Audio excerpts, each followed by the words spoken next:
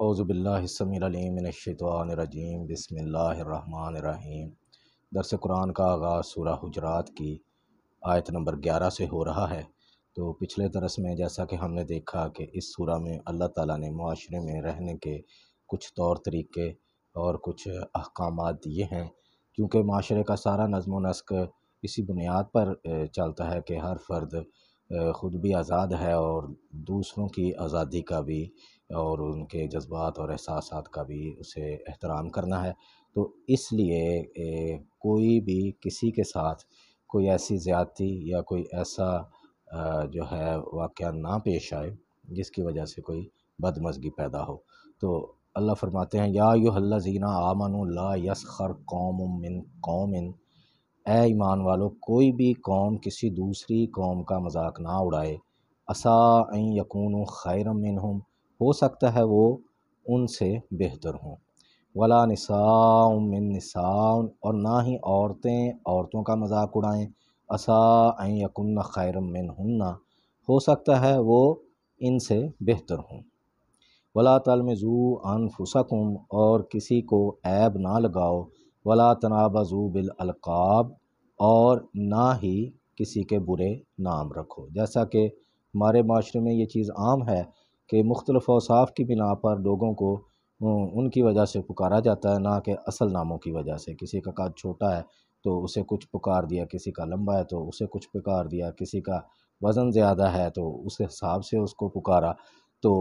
اسی طرح سے مختلف اوصاف کی بنا پر، اور ویسے بھی کسی کو چڑھانے کے لیے، چھیڑنے کے لیے بچے اور بڑے یہ ایک دوسرے کے نام رکھتے ہیں برے۔ تو اللہ تعالیٰ اس سے ہمیں منع کر رہے ہیں، اس لیے جو کسی کا نام ہے اسی کے ساتھ ہی پکارنا چاہیے۔ بیس الاسم الفسوق بعد الایمان، ایمان لانے کے بعد کسی کو برے نام سے پکارنا یہ گناہ کا کام ہے۔ وَمَن لَّمْ يَتُبْ، اور جو نہ باز آئے، فَأُولَٰئِکَ هُمُ الظَّالِمُونَ، تو یہی لوگ ظالم ہیں۔ یا ایھا الذین آمنوا اجتنبوا کثیرا من الظن، اور اللہ فرماتے ہیں کہ اے ایمان والو بہت سے جو گمان ہیں ان سے بچو، کہ ہر وقت تمہارا دل ایسے شکوک و شبہات میں پڑا رہے، پتہ نہیں فلاں کیا کر رہا ہے، میرے بارے میں کیا سوچ رہا ہے، ایسے کیا ہو گیا ہے۔ تو اللہ کہتے ہیں ان بعض الظن اسم، کہ بہت سے جو گمان ہیں وہ گناہ کے زمرے میں آتے ہیں۔ ولا تجسسوا، اور جاسوسی نہ کرو، کسی کی ٹو میں نہ لگے رہو، کیا کر رہا ہے، کیا کھا رہا ہے، کہاں آ رہا ہے، کیا کما رہا ہے۔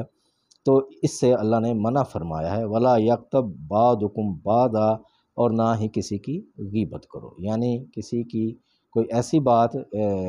دوسرے کو بتانا جو اس کے سامنے آپ کرنے سے اعتراض کریں اور دوسرا اس کو ناپسند کرے۔ ایحب احدکم ان یاکل لحم اخیہ میتا، کیا تم میں سے کوئی پسند کرے گا کہ اپنے مردہ بھائی کا گوشت کھائے، فکرہتموہ، تو یقیناً تم اس سے نفرت کرو گے۔ واتقوا اللہ، اللہ سے ڈرتے رہو، ان اللہ تواب الرحیم، بے شک اللہ توبہ قبول کرنے والا، رحم کرنے والا ہے۔ یا ایھا الناس انا خلقناکم من ذکر و انثی، اے لوگو ہم نے تمہیں ایک مرد اور ایک عورت سے پیدا کیا ہے۔ وجعلناکم شعوبا و قبائل لتعارفوا، اور تمہاری قومیں اور تمہارے قبیلے اس لیے بنائے تاکہ تم شناخت میں تمہیں آسانی ہو، یعنی یہ جو قومیں یا ذاتیں ہیں یہ صرف تعارف کا باعث ہیں۔ مثلا کہ اب ہمارے معاشرے میں بھی اس کو پھر تفاخر اور کمتری کے معنوں میں لیا جانے لگا کہ کوئی اچھی ذات والا ہے وہ اپنے آپ کو سید سمجھتا ہے، اور کوئی شیخ ہے، اور کوئی اور جٹ ہے وغیرہ وغیرہ، اور اسی طرح کچھ لوگ ہیں جنہیں کمتر سمجھا جاتا ہے۔ لیکن اللہ تعالیٰ نے واضح کر دیا ہے کہ یہ صرف تعارف کا ذریعہ ہے تاکہ تمہیں شناخت میں آسانی ہو۔ تو لیکن ان کا ہمارے اعمال اور ہماری دنیاوی حیثیت میں اثر نہیں پڑنا چاہیے۔ ان اکرمکم عند اللہ اتقاکم، تو ان ذاتوں سے یا اونچی ذات سے تعلق کی بنا پر تم اللہ کے مقرب نہیں بن سکتے، بلکہ اللہ نے کہہ دیا ہے کہ اللہ کے ہاں تو وہی عزت والا ہے جو زیادہ پرہیزگار ہے، چاہے کوئی ہلکی ذات سے تعلق رکھتا ہے یا کوئی اونچی ذات سے تعلق رکھتا ہے۔ تو یہ اصل اس معاشرے میں جو پہلے ہندو تھے ان کے ہاں یہ ذات پات کا نظام تھا، جس میں کچھ اونچی ذات والے تھے، ان کے کچھ حقوق تھے، اور کچھ نیچی ذات والے تھے، اور ان کو انہوں نے کچھ محدود سی آزادی دی ہوئی تھی کہ بہت سے کام وہ اونچی ذات والوں کے کر ہی نہیں سکتے تھے۔ لیکن اسلام نے چونکہ آ کر معاشرتی مساوات کا حکم دیا، تو اس میں ایک جسے کہتے ہیں بھیک مانگنے والا، اور ایک جو ہے وہ جو معزز ہو بے شک قبیلے کا، تو وہ ایک ہی ساتھ کھڑے ہو کر نماز پڑھ سکتے ہیں، کھا پی سکتے ہیں، آقا اور غلام ایک ہی جگہ پر بیٹھ سکتے ہیں۔ تو یہ اسلام نے ایسا کلچر متعارف کروایا کہ بھی یہ صرف تمہاری شناخت کا ذریعہ ہے، تو اس کا ایسا تفاخر بنا لینا کہ میں اونچی ذات کا ہوں، اور کسی کو اس وجہ سے مسلسل مذاق کا نشانہ بنانا کہ وہ نیچی ذات کا ہے، یہ گناہ کا کام ہے۔ ان اللہ علیم الخبیر، بے شک اللہ جاننے والا، خبر رکھنے والا۔ قالت الاعراب آمنا، اب عرب کے جو بدو تھے ان میں سے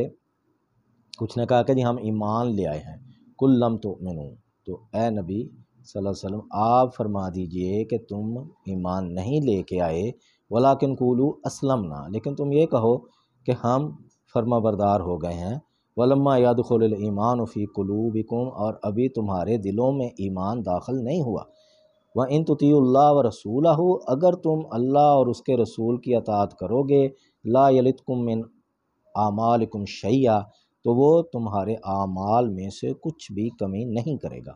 ان اللہ غفور الرحیم، بے شک اللہ تعالیٰ بخشنے والا اور رحم کرنے والا ہے۔ انما المؤمنون الذین آمنوا باللہ ورسولہ، بے شک مومن تو وہ ہیں جو اللہ اور اس کے رسول پر ایمان لاتے ہیں، ثم لم یرتابوا، اور پھر کسی بھی قسم کے شک و شبے میں نہیں رہتے، وجاہدوا باموالہم وانفسہم فی سبیل اللہ، اور اللہ کی راہ میں اپنی جان اور اپنے مال سے جہاد کرتے ہیں، اولئک ھم الصادقون، تو یہی لوگ جو ہیں وہ سچے مومن ہیں۔ قل اتعلمون اللہ بدینکم، ان سے کہہ دو کہ کیا تم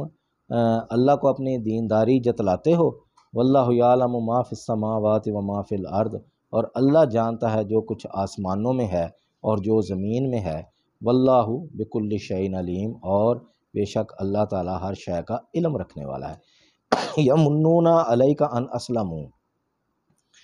یہ تم پر احسان رکھتے ہیں کہ یہ مسلمان ہو گئے ہیں۔ قل لا تمنوا علی اسلامکم، ان سے کہہ دیجئے کہ اپنے اسلام کا مجھ پر احسان نہ کرو، بل اللہ یمن علیکم، بلکہ یہ اللہ کا تم پر احسان ہے، ان ہداکم للایمان، کہ اس نے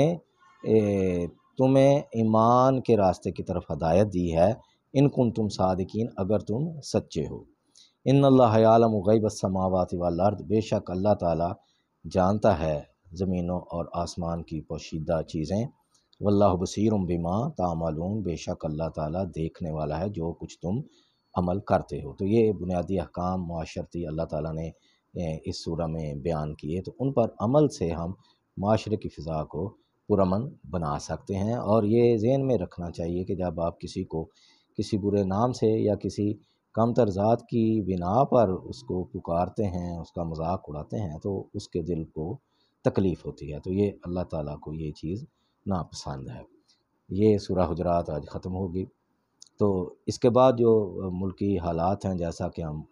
پہلے بھی بیان کرتے آ رہے ہیں کہ بہت مشکل اور بہت نازک وقت ہے، تو اس لیے مسلسل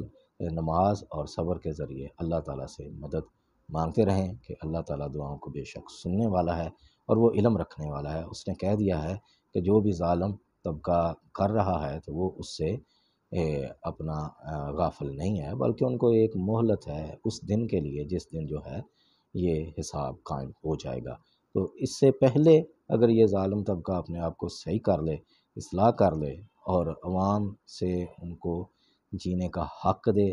تو پھر تو بہتر ہے اس کے لیے، وگرنہ یہ اس طبقے کے لیے اس دنیا میں بھی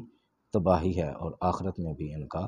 ٹھکانہ جہنم ہے۔ تو یہ کوئی نئی بات نہیں ہے، پوری تاریخ انسانی ایسی بھری ہوئی ہے، ہمیشہ سے ظالم اور مظلوم برسر پیکار رہے ہیں، لیکن اللہ تعالیٰ کی مدد مظلوم کے ساتھ ہمیشہ رہتی ہے۔ تو اللہ سے دعا ہے کہ ہمیں اپنی مدد سے سرفراز کرے، ہماری آسانیاں ہمارے لیے پیدا کرے، مشکلات ہماری ختم کرے، اور ہمیں قرآن پڑھنے کی، سمجھنے کی، دوسروں تک پہنچانے کی ہمت اور توفیق عطا فرمائے۔